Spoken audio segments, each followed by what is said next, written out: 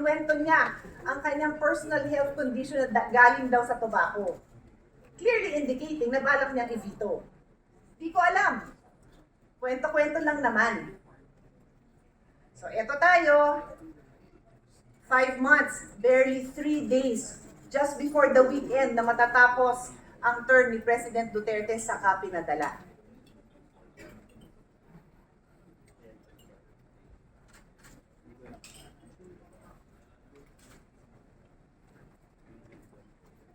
This poses a lot of questions, dear colleagues. Tama ba yun? That the members of the 18th Congress who passed the bill, natapos na yung term nila, natapos na rin yung term ng presidente, na kung sino dapat magdesisyon, kung i-veto niya yon or ilalaps into law niya, o kung ano man ang balak niyang gawin, dinelay para makarating sa next president. That is a legal quandary, my dear colleagues. And for such an important issue, again, I wash my hands. I refuse to be part of this historical moment where nagawa ito ng 18th Congress.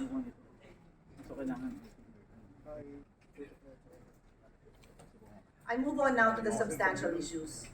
For the information of the newly elected and comebacking members of Congress, the previous law, Republic Act number 11467, Sin Tax Reform Law, was enacted on January 22, 2020. So, timeline.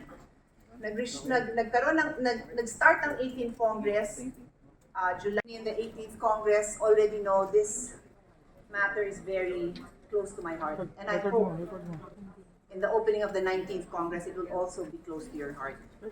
Mr. President, I received news just a few hours ago that the vape bill has just passed into law. Today, the tobacco industry rejoices with the passage of this law. Naloko na naman nila ang taong bayang Pilipino. It is shocking, to say the least, how differently other countries deal with this. In the 18th Congress, we debated and we put on record that some countries have actually banned the use of e-cigarettes, heated tobacco products, and vapes. In the United States, where it is allowed, the US FDA had actually placed dual application for its electronic cigarettes under additional review. Pag-aaralan pa, bago man lang matikman ng mga kabataan nila. Aralin daw muna nilang sigurado. They did this in order to ensure that the e-cigarettes benefit public health. Hindi lang yung wag nakakasama, gusto nila may benepisyo. Tayo, anong ginawa natin? I'll get to that in a few minutes. In fact, in the US, 55,000 flavors were rejected by the US FDA kasi nga walang proven health benefit. And here we are in this country, we passed a bill that has just lapsed into law that will not even, hindi man lang dadaan sa gate ng FDA, doon na lang daw sa DTI. Isipin nyo, mga kasama, ako may anak, 12 years old. Binilang ko. Pagdating niya ng last year ng senior high, he will be 18. Target na siya ng mga e-cigarette and vape companies. Bakit nangyari yun? Kasi pinasa ng 18th Congress ang bill na yan.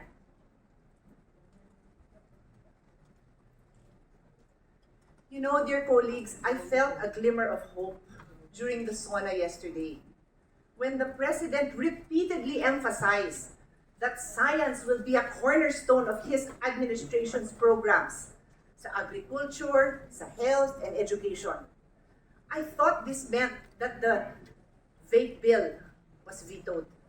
Di pa lang na-report. Because science clearly tells us how harmful these products are. Medical experts have repeatedly said that the vape bill is masquerading as a health measure. What it does is it deregulates. It does not regulate. It is harm introduction, not harm reduction. To say that I am disappointed in the 18th Congress that passed the bill, and with the President for not vetoing it, will not do justice to the millions of lives that will be put in harm's way because of the vape bill. I will divide the discussion into two parts, procedural and substantive. On the procedural issue, how did we get here? Listen carefully, dear colleagues, because this is very interesting, I promise you. The vape bill was passed by both houses after BICAM on January 26, 2022. For those who were running for re-election, tandaan niyo yan kasi a few days na lang, magbe-break na, mangangampanya na kayo. January 26. As the campaign went on, I was monitoring and wondering, kailan kaya yan matatransmit sa Malacanang? Dahil, hindi ko dinideny, panay ang padala ko ng prayers, spiritual prayers, and prayers to the President na i-veto niya yan. Tataka ako, March, wala pa. Sige lang, baka documentation, papers. April, wala pa rin. May, wala pa rin. Kalagitnaan ng June, wala pa rin. Hindi pa rin natatransmit sa Malacanang. Ano na nangyari? 5 months passed before that bill was transmitted to Malacanang. 5 months. By comparison, dear colleagues, yung ibang bill, Marawi Siege Victims Compensation Act, was transmitted to the office in less than a month. Foundling Recognition and Protection Act, very close to the heart of my compañera over there, Senator Risa and Senator Grace. It was transmitted to the office of the President in 2 months. And the Anti-Trafficking Act, again, a bill of our colleague Senator Risa, was transmitted